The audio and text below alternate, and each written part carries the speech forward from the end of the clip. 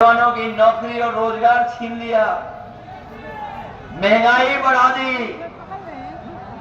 जहां त्योहारों पे हम लोग खुशियां मनाते थे,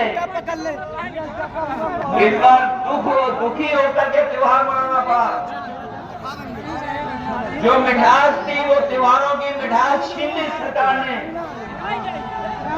और महंगाई कहां पहुंचा दी। महंगाई आज भी बढ़ती चली जा रही है। और जो शादी ब्याह जो करना चाहते हैं गरीब परिवार के लोग, वो कभी दुकान की तरफ जाते होंगे सोना लेने, तो बताओ आज सोना कहां पहुंच गया है। जब बीजेपी की सरकार आई थी उस समय क्या कीमत थी बाजार में, और आज लगभग लाख के पास पहुंचा जा रहा है। जहां महंगाई जरूरत की चीजों की बढ़ाई है, वहीं जमाखोरी कर करके अपने लोगों को मुनाफा भी ये सरकार सीधा सीधा पहुंचा रही है। ये मुनाफा कमाने वाले लोग हैं। जब मुनाफा बढ़ाते हैं तब महंगाई बढ़ती है। ये महंगाई इसलिए बढ़ा रहे हैं क्योंकि अपने लोगों को मुनाफा देना चाहते हैं, मुनाफा पहुंचवाना चाहते हैं। इसलिए इस चुनाव में हम आपसे सहयोग और समर्थन मांगने आए थे। पहले भी हम लोग आए थे जब लोकसभा का चुनाव था, और लोकसभा के चुनाव में भी हम लोगों ने आपसे अपील की थी और ये कहा था कि लोकतंत्र खतरे में है, संविधान खतरे में है। वो बात अभी वही है, अभी भी संविधान और लोकतंत्र खतरे में है, क्योंकि ये सरकार न संविधान के हिसाब से चल रही है और न ही उन अधिकारों को लोकतंत्र में जो आम लोगों को मिले हुए हैं उनकी कोई परवाह कर रही है। और इसीलिए आपने देखा है समय समय पर हाई कोर्ट, सुप्रीम कोर्ट सरकार के खिलाफ कोई न कोई फैसला सुनाती है, लेकिन सरकार परवाह नहीं कर रही। हमारा लोकतंत्र और संविधान तभी बचेगा जब लखनऊ से और दिल्ली से भारतीय जनता पार्टी की सरकारों का सफाया होगा। ये दोनों जगह से सरकार हटेगी,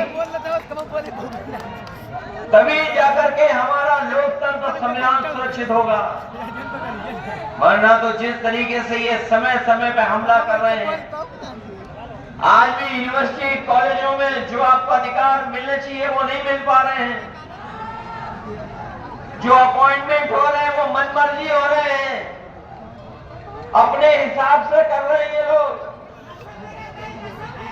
जो अपॉइंटमेंट हो रहे हैं, जो अपॉइंटमेंट करने वाले लोग हैं,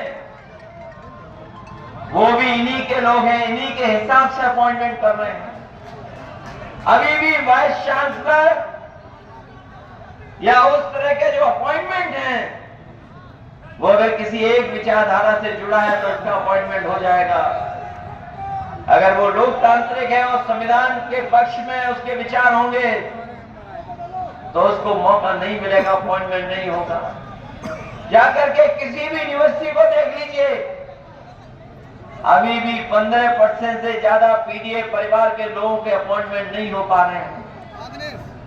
जो सेंट्रल यूनिवर्सिटीज हैं या स्टेट यूनिवर्सिटी है, आज भी वहां पर जो प्रोफेसर हैं, जो नौकरियां हैं, वो 15% से ज्यादा पीडीए परिवार के लोगों को नहीं मिली है।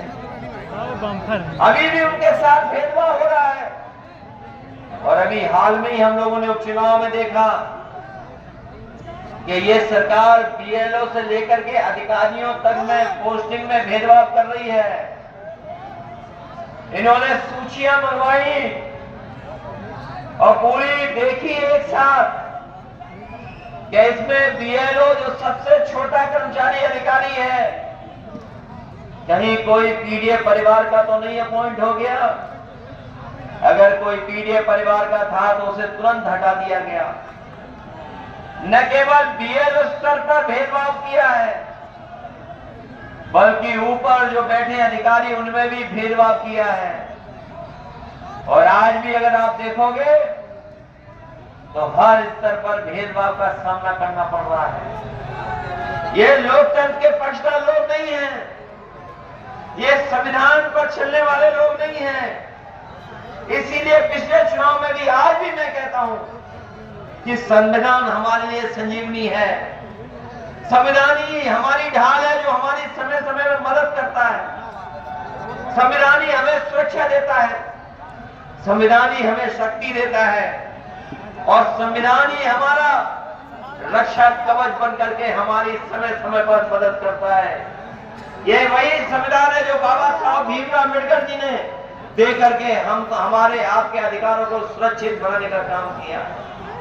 और मैं कहना चाहता हूं कि संविधान और हमारा पीडीए की लड़ाई लगातार चलती रहेगी जब तक हम लोगों को सम्मान नहीं मिलेगा, हक हमें नहीं मिलेगा। लगातार हम लोग इसी रास्ते पर चलते रहेंगे।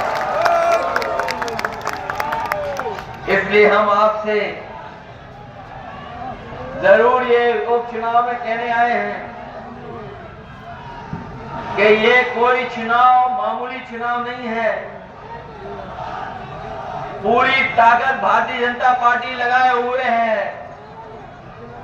अपने सभी नेताओं को, जो बड़े बड़े नेता हैं, उन्हें भी भेज रही है। कई ऐसे लोग भी आ रहे होंगे मैदान में जिन्हें कुछ मिलना ही नहीं है कभी, और जो बड़ी बड़ी बातें कर रहे हैं, जो वो बड़ी बड़ी बातें कर रहे हैं, हमें और आपको कभी कभी माफिया अपराधी कहते हैं।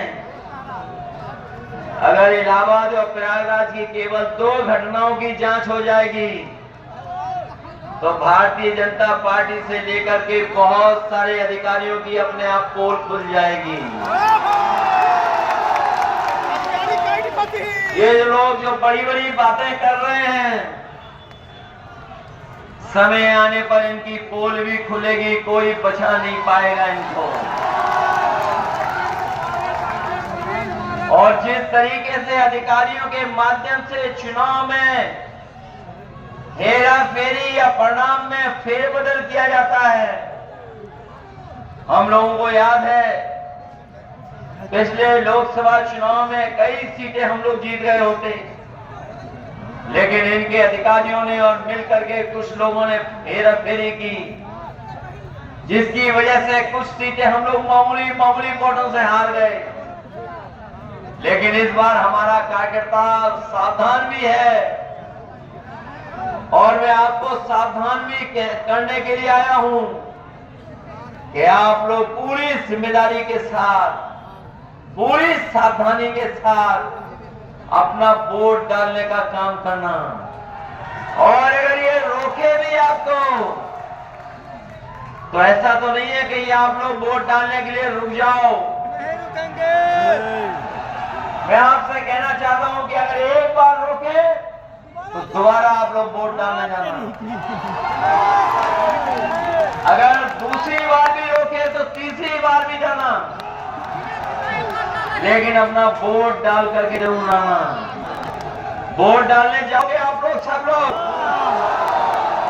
और अगर ये रोके तो